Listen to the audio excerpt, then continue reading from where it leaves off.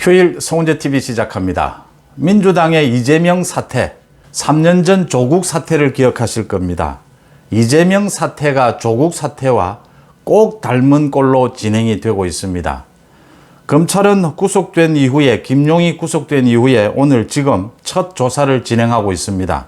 서울중앙지검에서 김용에 대해서 조사를 하고 있는데 8억 4,700만 원 어디에 썼느냐가 핵심입니다. 김용은 결국 불개될 것이고 검찰은 이제 느긋해졌다라고 하는 겁니다. 시간 싸움인데 시간은 이미 검찰 편입니다. 민주당의 김혜영 전 최고위원, 부산 지역의 전 국회의원이었고 최고위원까지 지냈습니다.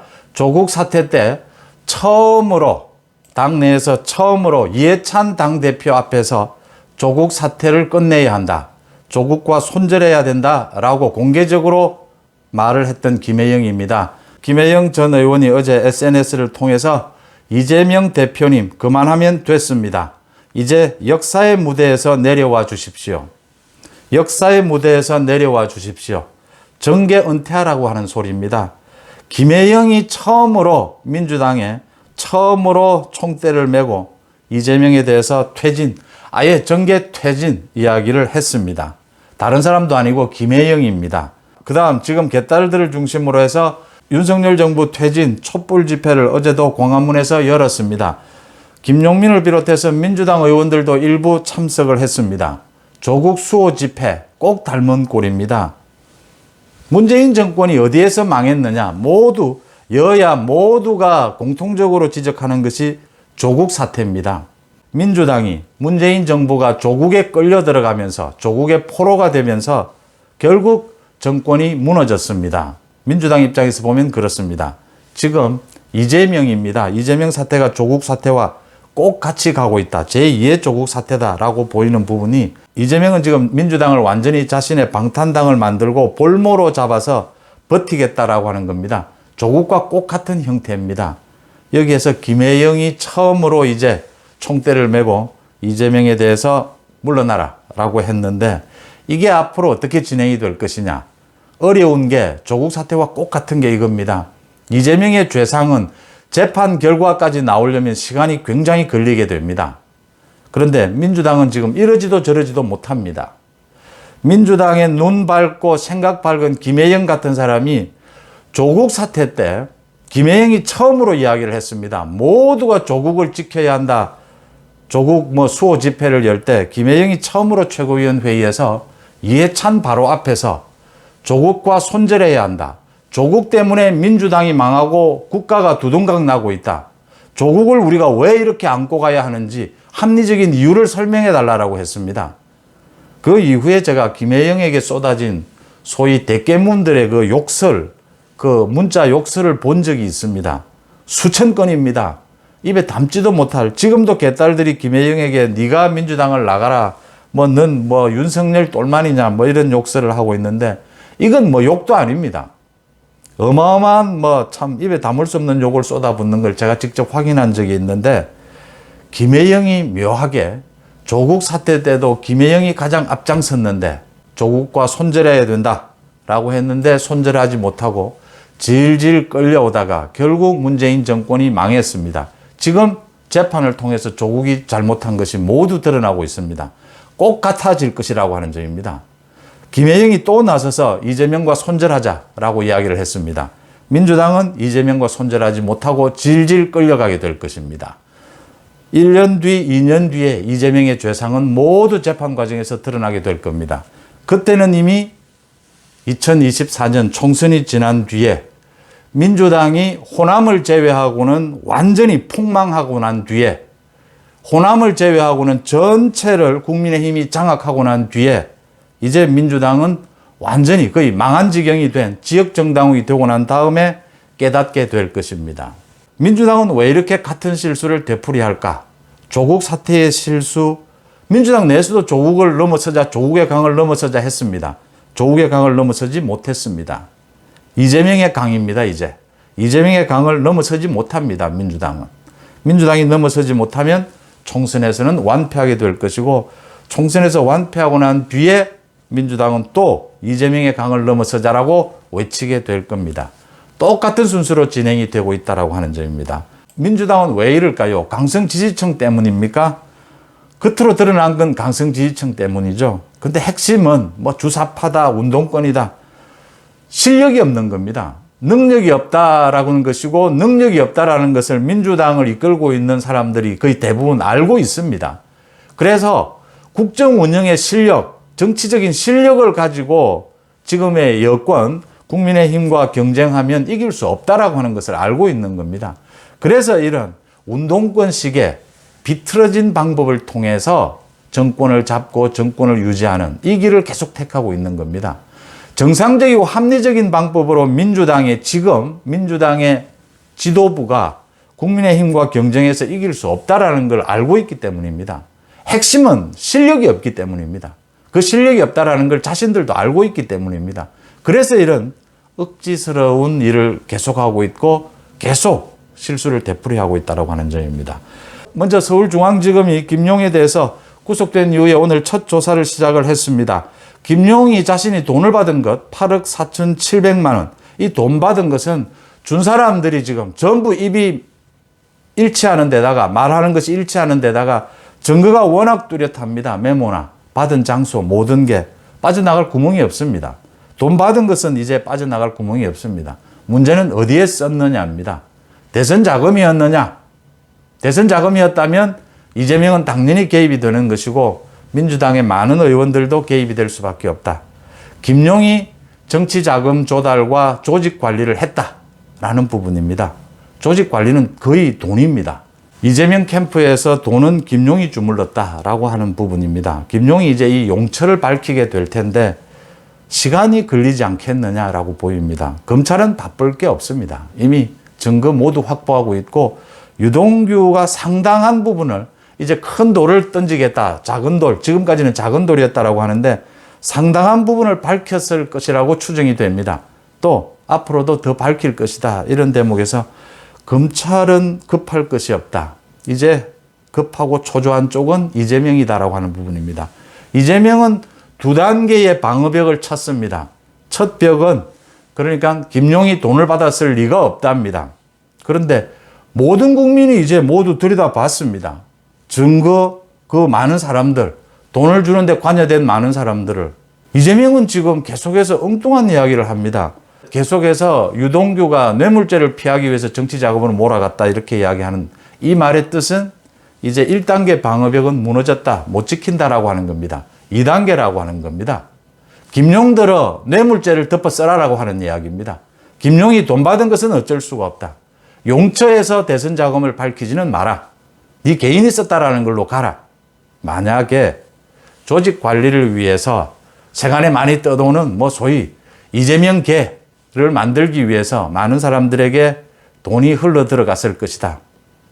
그 부분을 김용이 다 덮어 쓰라는 겁니다. 이재명은 모르는 걸로. 이게 2단계 방어벽인데 그러면 김용은 죽습니다. 이게 지금 유동규와 똑같은 겁니다. 그러면 김용은 30년, 40년 형을 받게 됩니다. 유동규가 이재명이가 뭐 죽은 김문기를 모른다라고 하는 데서 굉장히 배신감을 느꼈다라고 했는데 꼭 같은 일이 벌어질 것이다라고 하는 점입니다. 김용이 다 덮어 쓰면 김용은 죽는 길입니다. 또 덮어 쓸래도 덮어 쓸 수가 없습니다. 그러니까 지금 민주당에서 김용, 뭐 이 이재명 사태를 엄호하기 위해서 여러 가지 이야기를 하는데 그 이야기들이 많은 부분이 검찰 조사에서 불리한 것들입니다. 김용이 돈이 없어서 이재명이 한 이야기입니다. 자신에게 후원을 한 100만 원도 다시 받아갔다. 뭐 50만 원 후원한 것 뿐이다. 김용이 돈이 없어서 콩나물 국밥을 얻어먹고 다닌 김용이 8억을 받았겠느냐. 지금 1단계 방어벽 8억도 안 받았다라는 걸로 지금 엄호하기 위해서 이야기하고 있는 이것들은 이게 깨지고 나면 김용이 8억 받은 건 확실해져 있지 않습니까? 증거로. 이게 이제 깨지고 나면 모두 검찰 수사에서 불리한 부분이 됩니다. 김용이 그렇게 돈이 없었다면 그러면 그 많은 돈을 받았는데 그 돈은 어디에 썼느냐? 이제 김용의 개인 뇌물로 가져가는 겁니다. 그러면 그 받은 사람들이 나오게 될 겁니다. 그 받은 사람들이 김용에게 왜 돈을 받았을까? 이재명 지시가 없이 김용에게 돈을 아마 그에게 돈들을 받았을 텐데 받았을까? 유동규는 이재명이 아닌 김용에게 왜 돈을 줬을까? 뭐 이런 것들입니다. 이래서 김용이 개인적으로도 자기가 다 덮어 쓰지 못할 뿐더러 이 검찰 조사에서도 이 용처를 거짓말로 밝힐 수는 없다라고 하는 겁니다. 이재명은 지금 할 말이 없습니다. 민주당 많은 의원들의 불만이 그겁니다. 어떻게 해서 최측근에까지 지금 이 비리가 드러났는데 제대로 된 해명 하나 하지 못하느냐. 왜 정치 공세밖에 하지 못하느냐라고 하는 겁니다. 이게 지금 조국 때와 비슷하다는 겁니다. 모두가 다 비슷합니다. 지금 이재명을 민주당이 손절을 해야 하는데 이재명을 손절하지 못하고 질질 끌려가는 것은 이재명에게 모두가 걸려 있을 것이다라고 하는 점입니다. 이재명에게 모두가 걸려 있다. 지금 사실 민주당은 친명이든 뭐 비명이든 다음 총선으로 이재명으로 갈 수는 없다라는 건 거의 다가 동의를 합니다. 그런데도 이재명에게 끌려가는 것은 전체적으로 이재명에게 뭔가 모두가 빚진 게 있을 수 있다라고 하는 것입니다. 이제 그 부분을 깨기 위해서 조국 때와 똑같은 겁니다. 조국에 의해서 끌려간 건 문재인 때문에 끌려갔던 겁니다. 민주당이. 모두가 문재인에게 빚진 상태에서 문재인에게 공천을 받은 상태에서 끌려갔던 겁니다. 지금 이재명을 두고도 이런 일들이 벌어지고 있다. 이게 이재명 사태다. 묘하게 조국 사태 때 처음으로 조국과 손절하자라고 나섰던 김혜영이 이번에도 또 나선 겁니다. 이재명과 손절하자. 이재명 이제 역사의 무대에서 내려와 주십시오.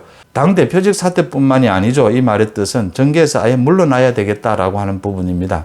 이재명과 손절을 하자라고 하는 겁니다.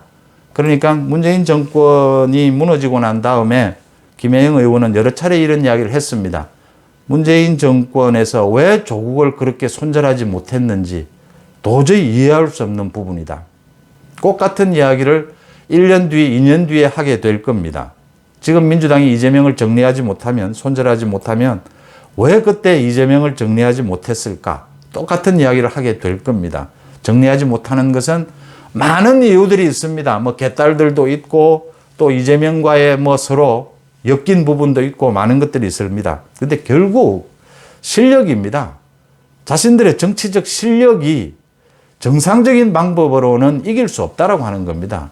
그래서 언제나 이렇게 비정상적인 방법을 택하게 되고 이재명의 능력이라고 하는 것이 이 방법입니다. 정상적인 방법, 합리적인 방법으로는 이재명이 우리 사회에서 성장할 수 없었다라고 하는 부분입니다. 성장해서는 안 되는 것이었습니다.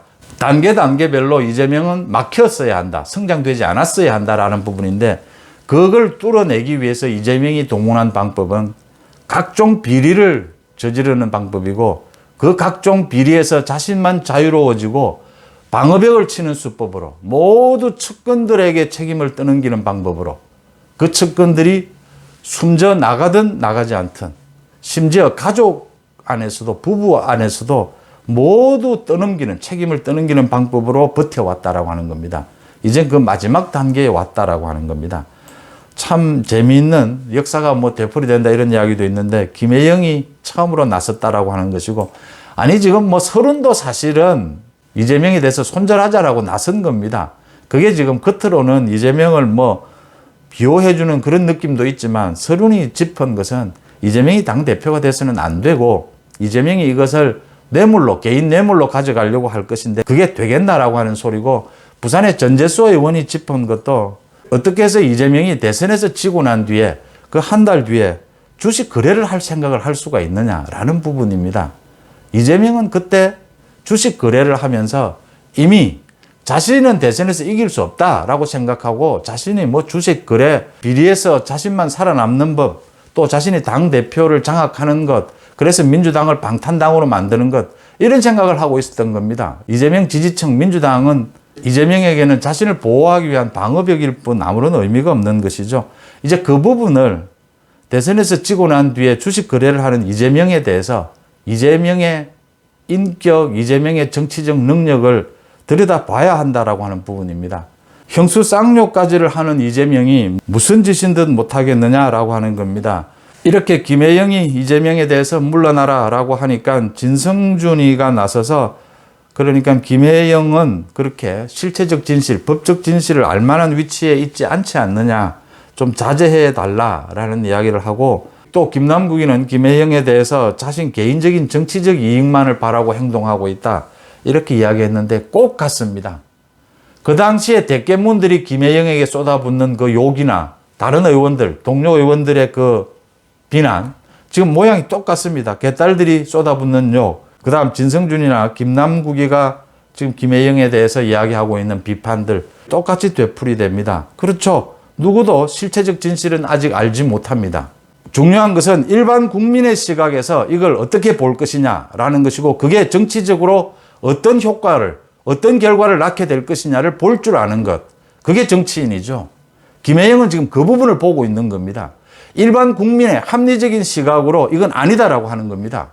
이제는 아니다라고 하는 겁니다. 이게 가져올 정치적 후폭풍은 민주당은 전멸한다라고 하는 점입니다. 김혜영이 그 부분을 이야기하고 있는 겁니다. 김혜영이 무슨 변호사이긴 하지만 김혜영이 무슨 이걸 조사하고 있는 검찰도 아니고 이걸 재판할 판사는 아닙니다. 지금은 법적 실체적 진실을 가리는 것이 아니고 국민의 상식적인 시각으로 지금 이 이재명 사태를 어떻게 바라보고 있느냐, 이게 어떤 정치적 후폭풍을 가져올 것이냐, 이걸 김혜영은 이야기하고 있다라고 하는 점입니다. 3년 전에 조국 사태, 그 이후에 윤석열 검찰총장을 찍어내기 위해서 추미애가 나서서 칼춤을 추다가 문재인 정권이 망했습니다. 지금 이재명 사태가 발생을 했습니다. 이재명 자신이 살기 위해서 윤석열 정부에 대한 탄핵을 외치고 나설게 될 것입니다. 촛불 시위를 펼치게 될 것입니다. 그 결과는 이재명의 민주당이 완전히 폭망하는 사태로 결론 지어질 것이다. 꼭 같은 일이 조국 사태, 이재명 사태 되풀이되고 있다라고 하는 점입니다. 여러분들은 어떻게 보십니까? 송은재TV 마칩니다. 고맙습니다.